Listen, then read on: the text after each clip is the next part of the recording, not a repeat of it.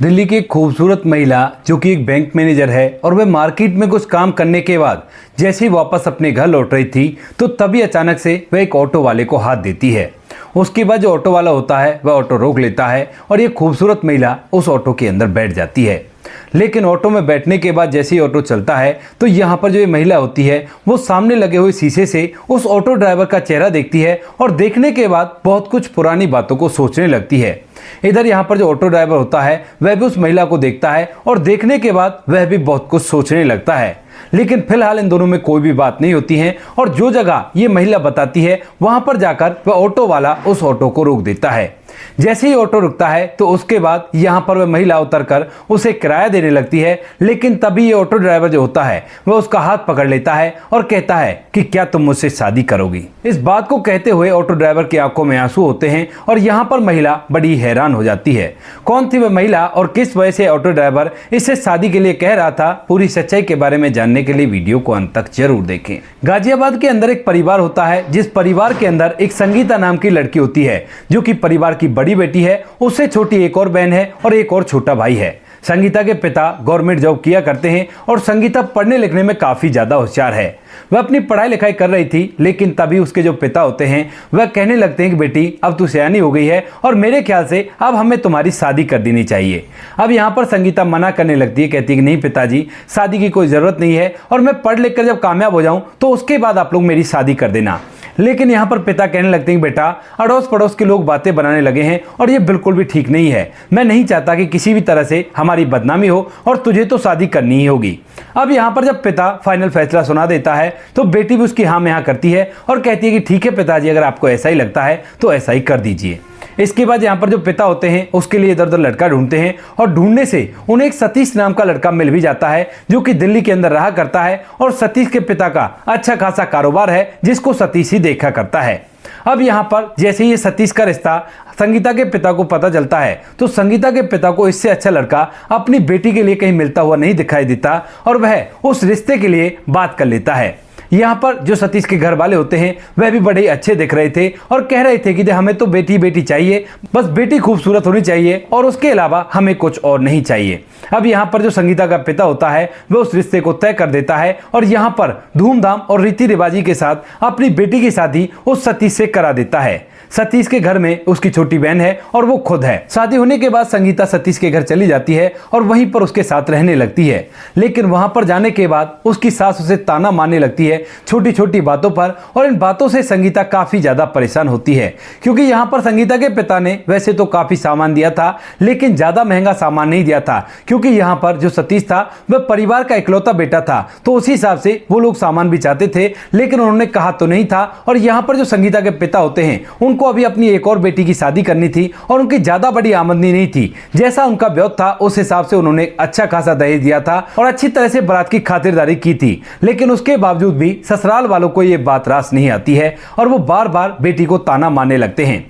अब स्टार्टिंग में यहाँ पर संगीता इन सभी बातों को सहन करती है और सोचने लगती है कि ऐसा ही होता होगा। लेकिन धीरे धीरे ये बातें कुछ ज्यादा ही बढ़ जाती हैं और जब इस बारे में वह अपने पति सतीश से कहने लगती है तो सतीश उल्टा उसे समझा देता है और कहने लगता है कि संगीता देखो, परिवार में ऐसी छोटी मोटी बातें हो जाया करती हैं और इन छोटी मोटी बातों के लिए तुम मुझे परेशान मत करो, आराम से अपनी जिंदगी को दियो और माता पिता से जबान मत लड़ाना। इस बात को सुनकर संगीता चुपचाप रह जाती है और उसी घर के अंदर रहने लगती है। लेकिन धीरे धीरे ये जो टॉर्चर होता है ये कुछ ज्यादा ही बढ़ जाता है। एक दिन की बात होती है जब संगीता अपने ससुर जी के लिए खाना लेकर आती है और ससुर जी को खाना खाने के लिए दे देती है। तो उसके बाद यहाँ पर जो ससुर जी होते हैं वो पहला ही निवाला अपने मुंह में डालते हैं और एकदम से खाने की बुराई करने लगते हैं। कहते हैं कि ऐसा खाना भला कौन खाता है और इस खाने को तो जानवर भी ना खाएं। ऐसा कहकर वो थाली को आगे की तरफ सरका देता है और वहीं पर संगीता की सास भी होती है। जैसी सास ये सब कुछ देखती है तो उसके बाद थाली को उठाकर संगीता की तरफ फेंक देती है और वो थाली जाकर संगीता के हाथ में लग जाती है। उसका जो नुकीला किनारा होता है वो संगीता के हाथ में चुभ जाता है और वहां से खून बहने लगता है। इसके बाद जो संगीता के ससुराल वाले होते हैं जब वे देखते हैं कि इसको खून बह रहा है तो उसके बाद उसे हॉस्पिटल तो ले जाते हैं लेकिन बिल्कुल भी सहानुभूति नहीं दिखाते हैं। अब यहाँ पर संगीता को यह बात बड़ी बुरी लगती है और उसके बाद जैसे उसका पति शाम को घर आता है तो वह अपने पति से कहने लगती है कि आज तो माँ जी ने ऐसा कर दिया, इससे तो किसी दिन मुझे गंभीर चोट भी आ सकती है और और मेरे साथ कुछ भी हो सकता है। लेकिन यहाँ पर जो सतीश होता है वह अपने माता पिता के सामने बिल्कुल भी नहीं बोलता है और फिर से अपनी पत्नी को समझा देता है। लेकिन उसके बाद फिर से एक दो बात ऐसी हो जाती हैं जिन बातों को संगीता सहन नहीं कर पाती है और उस दिन अपने घर को छोड़कर सीधा अपने मायके चली जाती है। और वहां जाकर जब उसका पिता पूछता है कि बेटी तू यहाँ पर ऐसे कैसे आ गई, मुझे फोन कर देती, मैं लेने आ जाता, तभी जो संगीता होती है वो पिता के सामने फूट फूट कर रोने लगती है और उसे पूरी कहानी बयां कर देती है। कहती है कि पिताजी वो लोग तो दहेज के लालची हैं और उन्होंने मेरे साथ ऐसा ऐसा किया है। अब इस बात को सुनकर पिता पूरी तरह से गर्म हो जाता है और उसके बाद कहता है कि ठीक है, मैं अभी फोन करता हूं और अभी बताता हूं उन लोगों को। ऐसा कहकर यहाँ पर जो संगीता का पिता होता है वह सीधा संगीता के ससुर और सास के पास फोन कर देता है और उन्हें खरी खोटी सुनाने लगता है। लेकिन यहाँ पर जो वो लोग होते हैं वो बिल्कुल भी कतराते नहीं है और उल्टा उन्हीं को खरी खोटी सुनाने लगते हैं। कहते हैं कि हमारा इकलौता बेटा था, अच्छा खासा बिजनेस था, उसके बावजूद भी आपने ऐसा सामान दिया। तो यहाँ पर संगीता का पिता कहता है कि इसमें मेरी क्या गलती, आप लोगों ने तो बोला था कि दहेज की कोई जरूरत नहीं है, हमें तो बेटी अच्छी चाहिए और बारात की अच्छी से रोटी कर देना। लेकिन यहाँ पर वो लोग कहने लगते हैं कि वो तो सभी लोग कहा करते हैं, तो इसका मतलब ये नहीं होता है कि आप कुछ भी ना दो, हमारे हिसाब से तो आपको दहेज देना चाहिए था। इस बात को सुनकर पिता और भी ज्यादा नाराज हो जाता है और कहने लगता है कि ठीक है, अगर ऐसी बात है तो मैं कोर्ट केस कर देता हूं और उसके बाद तुमको पता चल जाएगा कि दहेज के लिए बच्ची को परेशान कैसे किया करते हैं। लेकिन वहीं पर जो संगीता होती है वो एकदम से अपने पिता से मना करती है और कहती है कि नहीं पिताजी, कोर्ट केस करने की जरूरत नहीं है, क्योंकि इसमें मेरे पति ने आज तक मुझसे ये नहीं कहा है और अगर हम लोग कोर्ट केस करेंगे तो पति का नाम भी जरूर से लिखवाना होगा और तभी ये केस स्ट्रांग होगा और मैं नहीं चाहती किसी निर्दोष के ऊपर हम झूठा मुकदमा चलाएं। इस बात को कहकर बेटी मना कर देती है तो पिता कहने लगता है कि फिर बेटी फिर क्या करना चाहिए। तो वो कहती है कि देखो, उस घर में तो मैं दोबारा जाने से रही क्योंकि वहां पर वो उसके माँ बाप हैं और माता पिता को छोड़कर वो कैसे रहेगा, क्योंकि वह उनका इकलौती संतान है। तो इसीलिए आप ऐसा करो, पंचायती रूप से मेरा फैसला कर लो और मुझे उस घर में बिल्कुल भी नहीं जाना। पिता उसकी बात को सुनकर ऐसा ही करता है और पंचायत का आयोजन करके उन लोगों से फैसला कर लेता है। जो कुछ रुपया पैसा उसने उसकी शादी में लगाया था वो सारा पैसा वो लोग दे देते हैं, क्योंकि उन्हें भी डर लगने लगता है कि शादी को अभी इतने दिन नहीं हुए हैं, अगर ये लोग दहेज का केस करने लगे तो बहुत ही गड़बड़ हो सकती है। इसी वजह से वो चुपचाप फैसला कर लेते हैं। यहाँ पर दोनों अलग अलग हो गए थे, लेकिन जब संगीता के पिता दोबारा से उसे शादी करने के लिए कहते हैं तो संगीता साफ साफ मना कर देती है। कहती है कि बाबूजी, आपने जल्दी करके मेरी शादी करवा दी थी ना, लेकिन उससे कोई फायदा तो नहीं हुआ, अब मुझे अपने पैरों पर खड़े हो जाने दो और उसके बाद ही शादी के बारे में सोचूंगी, अगर मन किया तो कर लूंगी, वरना मेरी शादी तो हो गई है, कोई आपसे ये तो नहीं कहेगा कि कबारी बेटी घर पर बैठा रखी है। इस बात को सुनकर पिता का सर नीचे की तरफ हो जाता है और वो मजबूर होता है उस बात के हामी भरने के लिए। अब इसके बाद जो संगीता होती है वह अपनी पढ़ाई लिखाई में लग जाती है और धीरे धीरे करके वह एक बैंक में मैनेजर लग जाती है। संगीता पूरी तरह से सेटल हो गई थी और उसे अब किसी भी चीज की कोई भी परेशानी नहीं थी। इसी तरह से वो अपनी जिंदगी को जिया करती है, सुबह सुबह नौकरी जाना और शाम के समय अपने घर लौटाना और अच्छी तरह से अपने जीवन को जीना। माता पिता जब उससे शादी के लिए कहा करते हैं तो वह साफ साफ मना कर देती है। कहती है कि माँ बाबूजी, अब तो देखो मेरे पास नौकरी है और इस नौकरी से मेरा जीवन आराम से व्यतीत हो जाएगा और मुझे कैसी भी समस्याओं का सामना नहीं करना पड़ेगा, तो आप बेशक से मेरी शादी मत करो, एक बार मेरी शादी हो चुकी है और दोबारा मैं शादी नहीं कर सकती।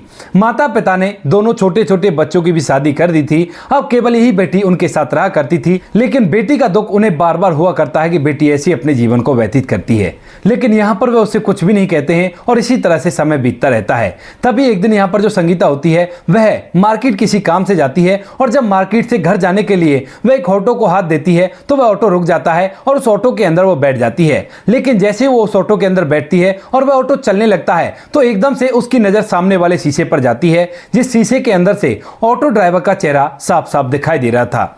ऑटो ड्राइवर और कोई नहीं, वही सतीश था, जिसके घर वालों ने दहेज के लिए संगीता को काफी ज्यादा परेशान किया था और उसके बाद इन दोनों का पंचायती रूप से तलाक हो गया था।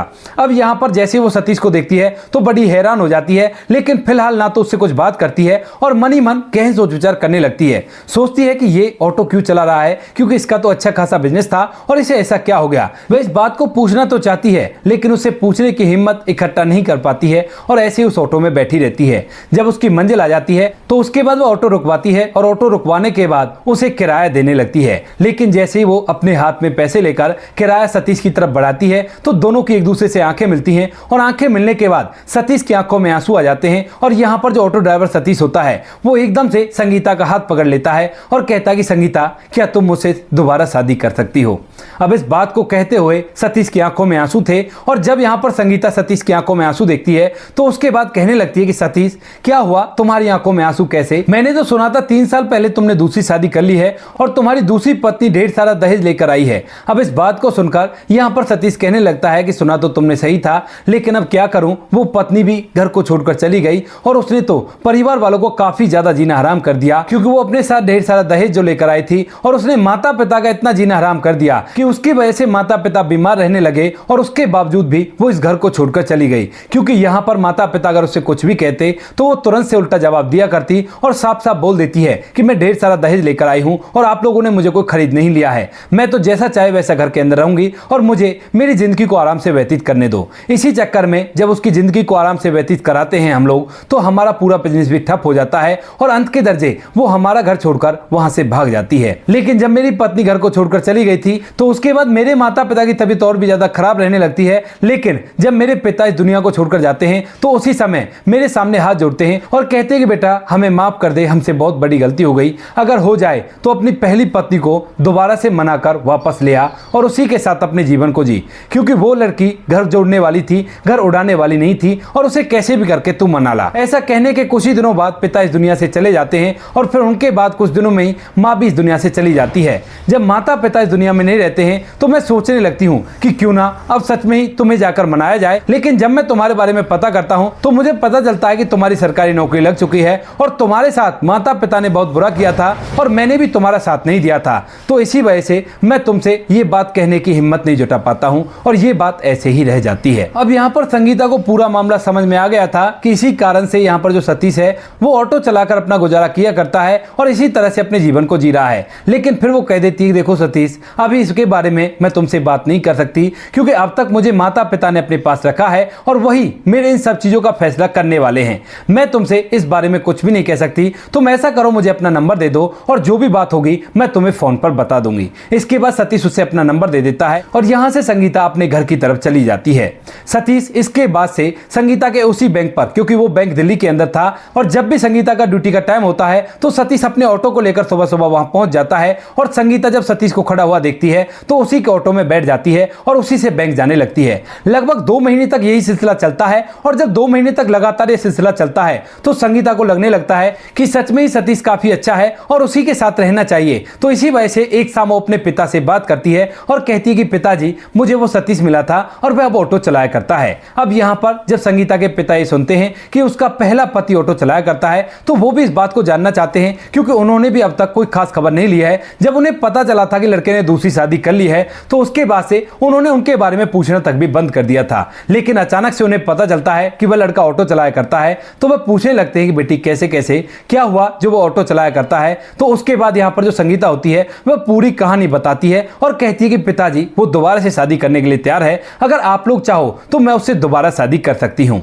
अब इस बात को सुनने के बाद यहाँ पर जो संगीता के पिता होते हैं वह बच्ची की जिंदगी की तरफ देखते हैं कि बच्ची किसी और से तो शादी नहीं करना चाहती, कम से कम अगर पहले पति से शादी कर ले और हमारे ऊपर ये फैसला छोड़ रही है तो क्यों ना हम उससे हामी भर लें और जब उसके माता पिता इस दुनिया में नहीं रहे हैं तो उसके बाद वह अपने जीवन को आराम से जिएगा और उसके अंदर तो पहले भी कोई खोट नहीं था। तो इसी वजह से वो लोग उससे हामी भर लेते हैं, कहते हैं कि बेटी जैसा तू चाहे वैसा कर सकती है। इसके बाद अगले दिन जब संगीता उस ऑटो में बैठकर जाती है तो यहाँ पर सतीश से ऑटो में कहने लगती है कि सतीश क्या सच में ही तुम अब मुझे खुश रखोगे, कोई भी परेशानी तो नहीं दोगे? तो यहाँ पर सतीश ऑटो रोकता है और कहता है कि संगीता मैं अपनी कसम खाकर कह रहा हूँ, क्योंकि उस टाइम पर तो माता पिता के सामने बोलने का मेरा जी नहीं करता था, क्योंकि मुझे लगता था कि माता पिता दुनिया में हमें जन्म देते हैं और हमारा अधिकार बिल्कुल भी उनके सामने कहने का कुछ भी नहीं है, चाहे वो गलत करे या सही करे। लेकिन अब जब माता पिता इस दुनिया में नहीं है तो मैं तुम्हारे साथ अपने जीवन को जीऊंगा और तुम जैसा कहोगे वैसे ही अपने जीवन को जीऊंगा, बिल्कुल भी तुमसे भी कोई बात नहीं कहूंगा। इसके बाद जो संगीता होती है वो कहती है कि ठीक है तो हम दोनों शादी कर लेंगे। यहाँ पर संगीता और सतीश दोनों एक दूसरे से दोबारा एक मंदिर में जाकर शादी कर लेते हैं और शादी करने के बाद अपने जीवन को खुशियों के साथ व्यतीत करने लगते हैं। संगीता और सतीश उसी घर के अंदर रहा करते हैं जिस घर के अंदर संगीता पहले कभी दुल्हन बनकर आई थी और यहाँ पर संगीता के माता पिता को भी इस चीज से कोई भी आपत्ति नहीं होती है। संगीता और सतीश का फिलहाल एक लड़का है और उस लड़के को पाकर दोनों पति पत्नी बड़े ही खुश हैं। यहाँ पर फिलहाल संगीता ने अपनी तरफ से पैसा इकट्ठा करके उसका एक छोटा सा रोजगार चलवा दिया है, जैसा रोजगार वो पहले किया करता था और उसी में वो दिन रात एक करके मेहनत करता है और अच्छे खासे रुपए पैसे कमाया करता है। यहाँ पर संगीता ने भी कभी भी अपनी कमाई का घमंड नहीं दिखाया है और सतीश भी उसके कहे अनुसार ही चला करता है। जैसा वो कह दिया करती है वैसा ही वो करा करता है। तो दोस्तों ये थी आज की कहानी। आपको जैसी भी लगी कमेंट सेक्शन में बता देना। वीडियो अच्छी लगी हो तो वीडियो को लाइक और चैनल को सब्सक्राइब जरूर करें ताकि हमें थोड़ा सा हौसला मिल सके आप लोगों के लिए ऐसे अच्छे वीडियो बनाने के लिए। इन कहानियों को सुनाने का उद्देश्य किसी को परेशान करना बिल्कुल भी नहीं है। ये कहानी आपको इसलिए सुनाई जाती है ताकि आप लोग इन कहानियों में से कुछ ना कुछ सीख सको और अपने जीवन में उस चीज को अप्लाई कर सको। मिलते हैं किसी नेक्स्ट वीडियो में नए टॉपिक के साथ। तब तक के लिए जय हिंद, जय भारत, जय हिंदुस्तान।